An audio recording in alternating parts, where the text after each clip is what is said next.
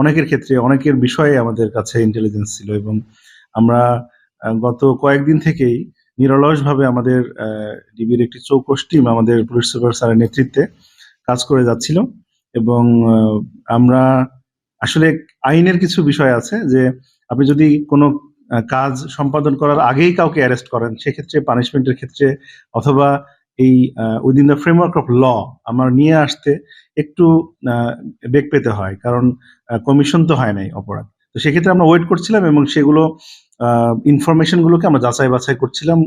গোটা রাত আমাদের টিম কাজ করেছে। সকালে বিভিন্ন জায়গায় বিভিন্ন স্পটে কয়েকটি ইনফরমেশন ছিল এরকম যে তারা এখানে সকাল 8টার মধ্যেই চলে আসবে এবং তারা গ্রামে অর্থাৎ এখান থেকে বিভিন্ন গাড়ি অর্থাৎ মাইক্রোবাস হতে পারে অথবা অন্য কোনো বাহনে করে গ্রাম অঞ্চলে যাবে এবং সেখানে একদম গ্রামের মধ্যে গিয়ে কোনো বাড়িতে অথবা কোনো ফাঁকা জায়গায় তারা ডিভাইসগুলো সেট করবে যেন আইন শৃঙ্খলা রক্ষাকারী বাহিনীকে ধোঁকা দিতে পারে। সেইটা একটা চিন্তা ছিল।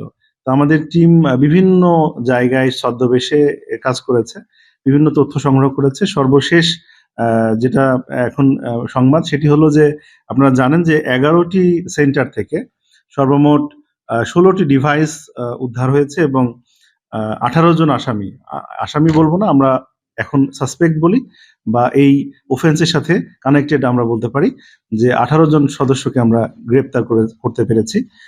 এর মধ্যে পরীক্ষার্থী যেমন রয়েছে বেশিরভাগ অংশে, আর ঠিক একই সাথে এর সাথে অর্থাৎ পরীক্ষার এই যে অসাধু পন্থা অবলম্বন করতে সহায়তা করেছে এরকমও আমরা দু একজনকে ধরতে পেরেছি।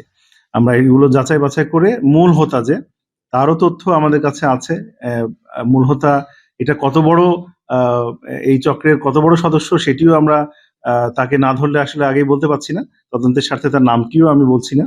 তবে আমরা আশা করি যে এই যে কি বলবো, আমার মনে হয় এই পরীক্ষার হলে এই ধরনের অসাধু পন্থা অবলম্বন করা এবং যেটা স্পষ্টতই ক্রাইম সেটি আমরা ডিটেক্ট করতে সক্ষম হব যে এর পেছনে